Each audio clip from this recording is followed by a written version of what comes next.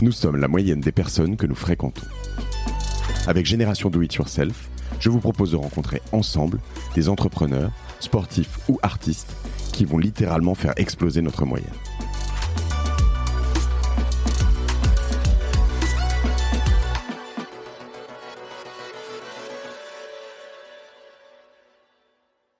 Pourquoi cette session ? Pourquoi cette fusion ? Je veux dire, pour toi, finalement, tu pourrais rester, vous pourriez rester bien ici. Il viendrait pas.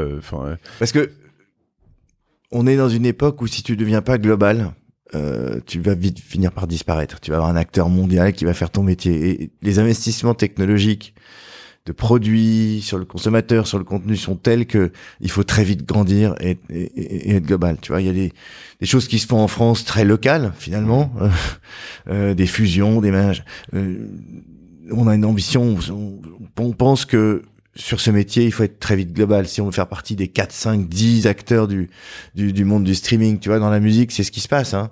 T'as pas beaucoup d'acteurs, il faut se donner des moyens globaux. Et si on le fait pas, on sera très vite absorbé ou disparaître.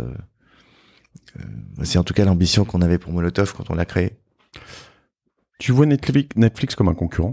Non, pas du tout. Comme une plateforme qui autodistribue ses contenus, qu'il y en a suffisamment pour s'autodistribuer. Et encore, on voit qu'en ce moment, ça tangue un peu, mais tu as un acteur qui investit 20 milliards de dollars par an dans les contenus. Oui, donc de plus en plus, ils distribuent plus des contenus tiers. En fait. Voilà. Ils sont vraiment dans une approche comme Decathlon où ils vendent leurs chaussures Decathlon, quoi. Voilà, on a un autre métier, un métier d'agrégateur, donc plus local, où on agrège une série de chaînes, en fait, c'est un autre métier. Qu'est-ce que ça fait de fusionner comme ça pour toi ? C'est une autre, c'est le début d'une autre histoire. C'est une histoire plus grande. En plus, on bosse avec des Américains qui on s'entend super bien. On est cotés. C'est encore une autre approche, tu vois. Nasdaq ? C'est pas la même, New York Stock Exchange. Okay. Ouais, okay. C'est encore une autre approche. Écoute, c'est intéressant. C'est une société qui est beaucoup plus importante. On passe de 100 à 550 sur 4 ou 5 villes différentes, hein. Essentiellement New York et Paris, mais il y a aussi un groupe de développeurs en Inde. Il y en a à Los Angeles, il y en a à Denver. C'est une autre organisation. C'est passionnant, intéressant. T'es un gros bosseur, je crois, si j'ai lu quand même. Tu bosses beaucoup, toujours. Ouais. J'ai pas l'impression de bosser parce que ce que je fais me passionne, mais ouais, je passe beaucoup de temps, si c'est ça que tu veux dire, et je suis assez obsessionnel sur le produit, sur les valeurs, sur le fait d'essayer de bien faire, ce qu'on fait, que le produit qu'on fait soit cité en référence à chaque fois, parce que à la fin, ce qui m'intéresse, c'est que quand l'utilisateur arrive sur un produit ou un service qu'on fait, ils se disent ouais, c'est génial, ça me change la vie, quoi. Donc il faut avoir l'obsession du détail. Donc ouais, j'essaye de faire ça à tous les niveaux de l'entreprise. T'arrives à louer une bande passante pour d'autres, je sais pas, d'autres projets.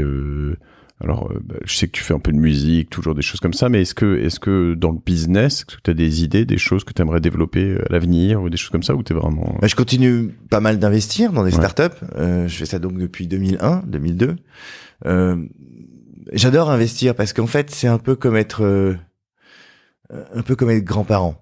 Quand tu crées une entreprise, c'est ton enfant, t'es à fond, tu as toutes les responsabilités, tu gères les détails, tu es au quotidien, t'as les bonnes et les mauvaises choses. Enfin, c'est un effort du quotidien. Tu peux pas en avoir 50. Tu dors mal la nuit. Etc. Donc tu peux en avoir 1, 2, 3, 4 enfants. On te gerbe dessus. Voilà. Quand tu investis, c'est un peu comme être grand-père, tu vois.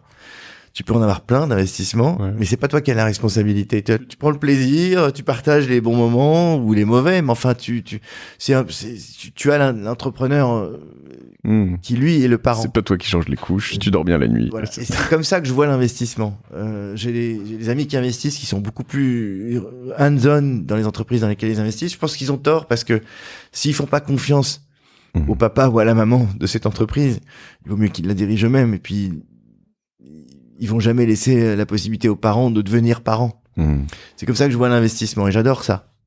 J'adore parier sur quelqu'un, parier sur un projet, et puis je peux me tromper, hein, la boîte peut se planter, et puis et en même temps réussir.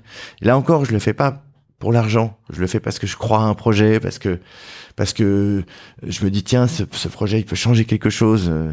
Il y a une boîte que j'aime bien, dans laquelle j'ai investi, c'est Sunday, tu sais. Ouais, bien sûr, Victor Luger. Victor. J'ai reçu ici. Et je trouve ça génial. J'ai même pensé depuis longtemps. Je me suis dit, ce moment de l'addition, c'est un moment terrible. T'as l'impression d'attendre devant des toilettes quand t'as envie de pisser, quoi. Tu vois. Et il résout ce problème-là en disant, ok, j'ai envie de me barrer, je scanne un truc et je m'en vais. Et on arrive à ce moment-là, pardon, mais quand t'es en train d'attendre et qu'il n'y a pas Sunday dans un endroit, tu commences à dire, mais qu'est-ce qu'ils sont relous, pourquoi ils mettent pas ça dans leur resto, tu vois? Ça commence à devenir je me suis posé la question, ouais. Je me suis posé la question. C'est pas encore suffisamment déployé pour que les gens s'en rendent compte, mais je pense qu'on va arriver à ça. C'est ce genre d'entreprise et d'entrepreneurs sur lesquels j'aime bien parier. Je peux me tromper parce que la vie d'une entreprise est faite de plein de raisons d'échouer et très peu de réussir finalement. Mais j'adore investir pour ça.